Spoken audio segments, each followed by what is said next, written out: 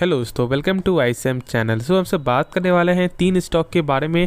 पहला आपका है नाइका, दूसरा आपका एसबीआई कार्ड और तीसरा आपका टाटा केमिकल्स। तो तीनों के बारे में डिस्कस करके देखोगे ना तो तीनों में ही ऑलमोस्ट लगभग 4% से ज़्यादा के यहाँ पे गिरावट आपको होते हुए दिखाई दे रहा है। किसी में तो यहाँ पे 5% तक भी शेयर आपको टूट चुका है। तो आगे यहाँ पे क्या प्लान होना चाहिए और यहाँ ब्रोकर ने क्या टारगेट दिया है, तो सारा चीज़ डिस्कस करेंगे इस वीडियो में। तो इस वीडियो को पूरा अंत तक जरूर देखना। और उससे पहले यदि आप इस चैनल में नए हो, जरूर इस चैनल को सब्सक्राइब कर दो, प्लस बेल आइकन को जरूर से यार ऑल पे दबा देना चाहिए। सारे वीडियो के जो नोटिफिकेशन है वो सबसे पहले यार मिल जाए। तो डिस्कस करते हैं सबसे पहले यार नाइका के बारे में। आज के दिन नाइका लगभग आपको 4% यहाँ पे टूट चुका है, ठीक है। और इससे भी ज़्यादा टूट चुका था, लगभग यहाँ पे 5% से ज़्यादा यहाँ पे कमजोरी होते हुए दिखाई दे दिया था। देखोगे तो लगभग यहाँ पे आज का लो जो है लगभग यहाँ पे 975 का लो है और अभी भी मार्केट यहाँ पे ओपन है, ठीक है। और जानते हो कि यहाँ पे बोनस के बाद भी कोई भी ऐसा फ़र्क नहीं पड़ा है। ऐसा होता है, जानते हो कि जब बोनस कोई भी कंपनी जब यहाँ पे कोई अनाउंस करती है तो शेयर में आपको यहाँ पे इसी के बहाने तेज़ी आती है, लेकिन इसमें कोई फ़र्क ही नहीं पड़ा है, ठीक है।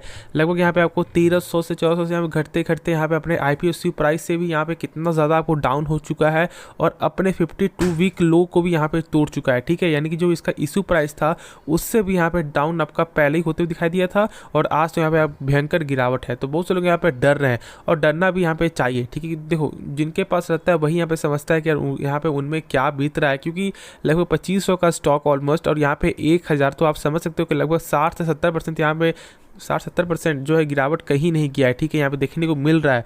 तो अब यहाँ पे आगे क्या प्लान होना चाहिए, लेकिन उससे पहले यहाँ पे जान लो कि ब्रोकर ने क्या टारगेट दिया था। देखो, यहाँ पे बहुत सारे ब्रोकर ने यहाँ पे 1600 का टारगेट दिया था, प्लस यहाँ पे आपको जो 1300 कुछ रुपया का। तो मेरे हिसाब से ना यहाँ पे ब्रोकर के कहने पे कोई फैसला आपको नहीं लेना चाहिए। देखो, मैं सही बता रहा हूँ।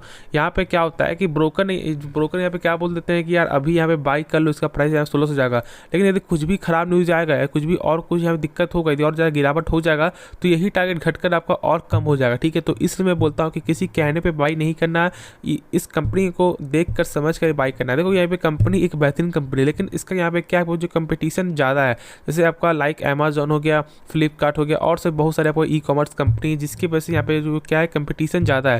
लेकिन ये एक अच्छी कंपनी है, लेकिन इसका वैल्यूएशन देखोगे ना तो बहुत ज़्यादा आपको हाई निकल के आता है। ऑलमोस्ट 1108 का पी अभी भी यहाँ पे निकल के आता है। तो आप समझ सकते हो कि अभी प्राइस ही आपका 1000 है और इसका पी निकल के आता है 1108 का। तो यही वैल्यूएशन के चलते यहाँ पे क्या हो रहा है कि यहाँ पे शेयर में आपको करेक्शन होते हुए आपको दिखाई दे रहा है और एक बहुत बड़ा करेक्शन आपको हो चुका है, या बोले तो एक बहुत बड़ा गिरावट आपको देखने को मिल चुका है, ठीक है। तो क्या बोनस के कारण अभी बाई करना सही रहेगा, क्योंकि जानते हो कि यहाँ पे 3 नवंबर का यहाँ पे आपको एक्स डेट है बोनस का, वो भी यहाँ 5:1, यानी कि यहाँ पे 1 शेयर के बदले आपको 5 शेयर आपको मिलेंगे, यानी कि प्राइस भी यहाँ पे 5 गुना हो जाएगा। तो अभी के हिसाब से तो लगभग यहाँ पे 200 प्राइस यहाँ पे देखने को मिलेगा, ठीक है। देखो, इससे कोई फर्क नहीं पड़ता। यहाँ पे ऐसा नहीं कि यार बोनस के बाद यहाँ पे तेज़ी आ जाएगी या फिर से यहाँ पे 2000 चला जाएगा या फिर और ज़्यादा तेज़ी आएगी, नहीं, बिल्कुल नहीं। यहाँ पे कंपनी के बारे में जानकर ही फैसला आपको लेना चाहिए और वही एक सही फैसला भी होता है। तो मेरे हिसाब से अभी इसमें कुछ मत करो, ना बाई मत करना। ऐसा बहुत से लोग ऐसा क्या बोलेंगे कि यार यहाँ पे आप जो ऐड ऑन कर लो, नहीं, यहाँ पे ऐड ऑन करने की कोई भी जरूरत नहीं। यहाँ पे ऐड अभी मत करो, क्योंकि देखो बहुत ज़्यादा प्रेशर है और आप देख रहे हो कि यहाँ लगातार अपने जो यहाँ पे गिरावट यहाँ पे देखने को मिल रहा है। तो बाई करोगे तो यहाँ पे इसकी क्या गारंटी कि यार यहाँ पे इससे नीचे नहीं जाए। मैं बोलूँगा कि यहाँ पे अब थोड़ा सा वेट कर लो, जब यहाँ पे अब जब मार्केट से जब सही होगा, ऐसा होगा कि जब से तेज़ी बनेगी तो फिर बाई करना। और उस समय इसका प्राइस क्यों ना आपको जो है यहाँ पे 1500 हो या यहाँ पे आपको जो है बोनस के बाद 400 हो जाए, कोई फ़र्क नहीं पड़ता, ठीक है। उसके बाद बाई कर लें, लेकिन अभी यहाँ पे कुछ भी मत करो, बना यहाँ पे पैसा आपका फंस जाएगा और मैं नहीं चाहता कि आपका पैसा फंसे। जो भी लॉस है यहाँ पे लॉस देखो, ठीक है, क्योंकि यहाँ पे होल्ड करने के अलावा कोई भी उपाय नहीं है, ठीक है। और बेचने के लिए मैं इसलिए नहीं बोलूँगी क्योंकि देखो कंपनी सही है, बस कंपनी का वैल्यूएशन यहाँ पे ज़्यादा है, ठीक है। तो इसलिए मैं यहाँ पे बेचने के लिए नहीं बोला, लेकिन जो चाह रहे हो तो यहाँ बेच भी सकते हो यदि आपको इसमें इस तरह का पेशेंस नहीं है तो, क्योंकि देखो पेशेंस तो इसमें चाहिए और ऐसा हो सकता है कि 4 साल लग जाए, 5 साल भी यहाँ पे देखने को लग सकता है। तो इसलिए यहाँ पे जैसे आपको ऐसा लग रहा है कि आपको यहाँ पे सेल ऑन कर देना चाहिए तो यहाँ पे सेल भी कर सकते हो और नहीं तो यहाँ पे आपको पेशेंस भी यहाँ पे आप रख सकते हो, ठीक है। लेकिन मैं भी बोलूँगा अभी कुछ भी मत करो, ना यहाँ पे ऐड ना बाई करो, कुछ मत करो, ठीक है। सिर्फ आप देखते रहो, क्योंकि यहाँ पे देखने के अलावा कुछ नहीं कर सकते, ठीक है। बहुत ज़्यादा गिरावट आपको हो चुका है और मैं फिर से आपको इसी कुएं में फिर से मैं आपको कूदने के लिए नहीं बोलूँगा, क्योंकि बहुत ज़्यादा गिरावट ही आपको लगातार निकल रहा है, ठीक है। तो शायद इसके बारे में जो डाउट हो क्लियर हो गया होगा। तो नेक्स्ट स्टॉक के बारे में डिस्कस करते हैं। तो डिस्कस कर लेते हैं आपका SBI card and payment service के बारे में। देखो कल से जानते हो कि आपको Q2 का आपको रिजल्ट आया था और रिजल्ट के बाद यहाँ पे ऐसा कैसा रिजल्ट आ गया है जो यहाँ पे आज इतना ज़्यादा गिरावट हुआ है, तो जरूर कुछ यहाँ पे आपको खराब रिजल्ट आया, ठीक है। तो यहाँ पे जानते हो बहुत से लोग तो जानते हो भी यहाँ पे रिजल्ट कैसा है, लेकिन यहाँ पे देख भी लेंगे। लेकिन उससे पहले यहाँ पे एक चीज़ जान लो कि लगभग आज के दिन यहाँ पे 5.5% तक यहाँ पे गिरावट आपको होते हुए दिखाई दे रहा है और अभी भी यहाँ पे कमजोरी ही है। चार्ट देख लो तो खुद यहाँ पे आपको कुछ भी ऐसा नहीं लग रहा है कि यहाँ पे बाउंस बैक निकलने शायद कोई चांस है अभी, क्योंकि लगातार ही एक डाउनफॉल में ही आपको जाते हुए आपको दिखाई दे रहा है, ठीक है। देख सकते हो यहाँ पे देखो सबसे पहली बात इसका यहाँ पे इस कंपनी की आपको खास बात क्या और इसका क्या फ्यूचर निकल के आता है या नहीं है, उससे पहले भी एक चीज़ मैं बता दूं कि यहाँ ब्रोकर ने क्या टारगेट दिया है वो भी हमसे पहले देख लेते हैं, ठीक है। एक काम करते हैं पहले देख लेते हैं यहाँ पे टारगेट क्या है, उसके बाद फिर आगे का डिस्कस करेंगे। तो यहाँ पे आप देख सकते हो कि देश की सबसे बड़ी बैंक भारतीय स्टेट बैंक द्वारा पेमेंट जो यहाँ पे कार्ड जो कंपनी है इसका यहाँ पे क्या देखने को मिला था आपको इनकम में, ठीक है। यानी कि आपको ईयर ऑन ईयर में यहाँ पे इनकम में ग्रोथ आपको आया था, ये तो लोग सारे को मालूम है। 1/4 का देख सकते हो लगभग 2695 करोड़ से यहाँ पे 28% बढ़कर लगभग 3453 करोड़ आपको देखने को मिला था, ठीक है।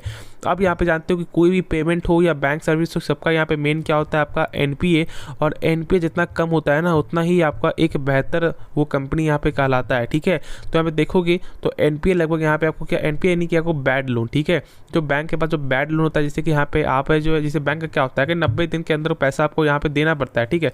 क्या देना पड़ता है किस तरह से समझो बात, जैसे मान लो बैंक से यदि आप यहाँ पे लोन लेते हो, ठीक है, और यहाँ पे आपने जो है 3 महीने तक एक भी किस्त यदि आपने नहीं भरा ना तो यहाँ पे बैंक समझ लेगा कि ये एक बैड लोन है, ठीक है। यानी कि इसका चांस पैसा मिलने का बहुत ही कम चांस है, बहुत एक आपका रेयर चांस है। तो ऐसा माना जाता है कि बैड लोन का मतलब यहाँ पे आपको पैसा फंस गया, ठीक है। तो यहाँ पे RBI के अनुसार किसी भी बैंक का यहाँ बैड लोन जो यानी कि आपका NPA जो है जिसे हम बोलते हैं नॉन परफॉर्मिंग एसेट, वो यहाँ पे 3% से ज़्यादा यहाँ पे आपको नहीं होना चाहिए, ठीक है। और इसका यहाँ पे देख लो तो लगभग यहाँ पे 0.91% से घटकर यहाँ पे 0.78% देखने को मिल रहा है। यानी कि यहाँ पे NPA में बहुत ही एक अच्छा बेहतर सुधार की है कंपनी और ज़बरदस्त यहाँ पे NPA भी आपको नज़र आ रहा है और इसकी वजह से कंपनी की एसेट क्वालिटी में भी सुधार आपको नज़र आते हुए दिखाई दे रहा है। यहाँ पे साफ तौर से यहाँ पे आप देख सकते हो, ठीक है। देखो इसका यहाँ पर रिजल्ट क्या आपको आया था क्वार्टर में खराब आया था, बाकी यहाँ पे आपका ईयर ऑन ईयर पे आपको बेहतर आया है। बस आपका क्वार्टर ऑन क्वार्टर पे ही आपको यहाँ पे खराब है क्योंकि लगभग 600 करोड़ से यहाँ पे घटकर लगभग 500 कुछ करोड़ ही निकल के आया था, ठीक है। अब यहाँ पे जान लेते हैं ब्रोकर ने क्या टारगेट दिया, वरना यार वीडियो ज़्यादा लंबा हो जाएगा। तो देख सकते हो कि यहाँ पे इसी बीच यहाँ पे आपका ग्लोबल ब्रोकरेज ने, ठीक है, मॉर्गन स्टैनली ने 1100 रुपये का यहाँ पर लक्ष्य के साथ स्टॉक पर ओवर वेट कॉल दिया है, ठीक। उन्होंने कहा है कि क्या आपको रिवॉल्वर मिक्स और उच्च फंडिंग लागत सूद ब्याज मार्जिन पर दबाव डल सकती है। तो सबसे पहली बात यहाँ पे क्या है ना, टारगेट सबका यहाँ पे लगभग 1100 के ऊपर ही निकल के आता है और किसी का यहाँ पे कम भी है, ठीक है। और यहाँ पे देख सकते हो कि जैसे कि यहाँ पे आपको CLSA का यहाँ पे क्या टारगेट है 795 रुपये प्रति शेयर का, जो यहाँ पे घटते हुए आपको दिखाई दे रहा है क्योंकि अभी इस प्राइस से भी लगभग कम है। और यहाँ पे देखोगे तो आपका और एक यहाँ पे क्रेडिट स्विस की तरफ से जो यहाँ पे लक्ष्य है वो यहाँ पे 1150 से घटकर आपको 1080 देखने को मिल रहा है। यानी क्या समझ रहे हो कि टारगेट लगभग यहाँ पे 1000 के ऊपर ही लगभग 2-3 ब्रोकर का है, बाकी का यहाँ पे आपको जो CLSA के द्वारा 795 का ही आपका टारगेट मिलते हुए दिखाई दे रहा है। तो क्या ये बाई करना भी सही फैसला होगा? देखो सबसे पहले आप जानते हो कि कोई भी शेयर का यहाँ पे जो मेन सबसे क्या चेक करते हैं उसका यहाँ पे क्या ईयर ऑन ईयर पे ग्रोथ है या नहीं।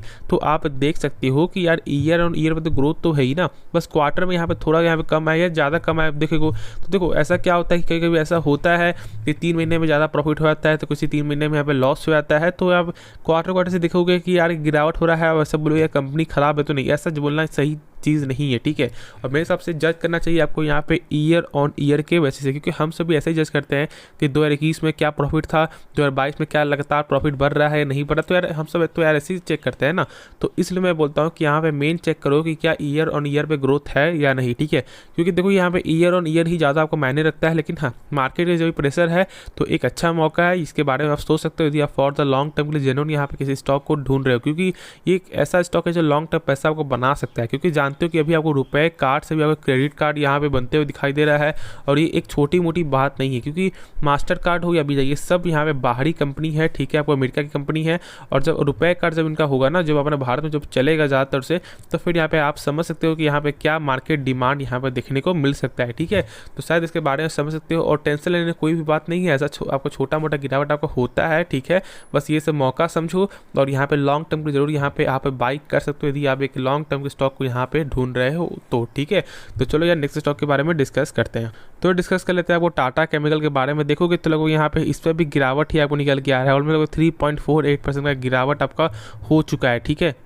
तो अब यहाँ पे क्या करें, क्योंकि देखो यार गिरावट तो यहाँ पे हो रहा है। तो सबसे पहले जो केमिकल जो सेक्टर होता है ना, वो एक वोलेटाइल सेक्टर होता है। जैसे कि आपका मेटल सेक्टर हुआ, ये क्या केमिकल सेक्टर हो या आपका आईटी सेक्टर, तो यहाँ पे नहीं है, ठीक है। तो बस ये दो सेक्टर जो है ना, ठीक है, मेटल और केमिकल, ये सब दो स्टॉक एक वोलेटाइल स्टॉक होता है। तो इसमें आप पेशेंस रखना जरूरी है। और इसका प्राइस देखोगे ना, देखो यहाँ पे पी के अनुसार तो अभी भी इसका आपका वैल्यूएशन ज़्यादा ही आपको होना चाहिए, यानी कि इसका प्राइस ज़्यादा ही आपको होना चाहिए। लेकिन मेरे हिसाब से यहाँ पे खुद सोचो कि इसका यहाँ पर रिटर्न देखोगे ना, तो लगभग 1% 1 ईयर में लगभग 28% का यहाँ पर रिटर्न आपको दिखा चुका है।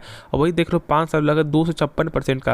यहाँ पे चार्ट देख लो थोड़ा सा, यहाँ पे लगभग यहाँ पे 2020 के आपको आधे मंथ के बाद ही यहाँ पर रैली स्टार्ट हुई है, वरना ऐसे लगभग 400 से 500 ही जाते हुए दिखाई दे रहा था, ठीक है। तो यानी कि आप क्या समझ रहे हो, लगभग 1.5 साल में यहाँ पे पैसा जो है लगभग 2.5 गुना बनते हुए आपको दिखाई दे रहा है। तो यहाँ पे खुद आपको समझ में आ रहा है कि यहाँ पे क्या करना चाहिए। देखो इसका यहाँ पे अर्निंग में कोई खराबी नहीं है, ठीक है। यहाँ पे आपका ईयर ऑन ईयर भी एक बेहतर यहाँ पे रिजल्ट है, और क्वार्टर ऑन क्वार्टर में भी एक अच्छा रिजल्ट निकल के आ रहा है। तो रिजल्ट से देखोगे ना, तो इसमें कोई खराबी नहीं है, मेरे हिसाब से एक बेहतरीन रिजल्ट है। लेकिन उसके बाद यहाँ गिरावट क्यों हो रहा है, क्योंकि मेन यहाँ पे कारण क्या है, इसका आपका वैल्यूएशन, इसका ज़्यादा हाई प्राइस, और जानते हो कि बहुत ज़्यादा आपको यहाँ पे हाई प्राइस जाते हुए भी दिखाई दे रहा था। क्योंकि देख लो तो लगभग 1 मंथ के रिटर्न में अभी भी इतना गिरावट होने के बाद भी लगभग 10% का भी आपको रिटर्न दे रहा है, ठीक है। तो वही बस थोड़ा सा करेक्शन हो रहा है, लेकिन कंपनी एक नंबर कंपनी है।